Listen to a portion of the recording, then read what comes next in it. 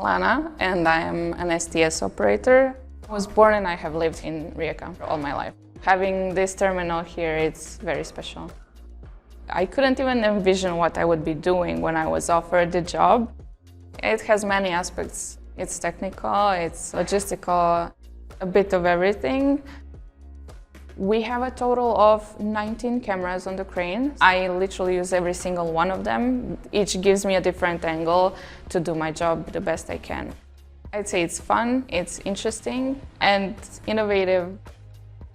The operator assistance is a function we have. For example, it positions the trolley and the spreader above the target.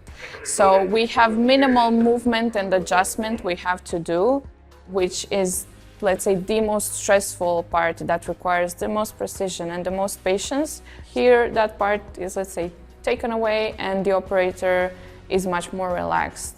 It really maximizes efficiency and it takes a load off the operator, the mental load and the physical load, engage the support function, and the crane does the process on its own.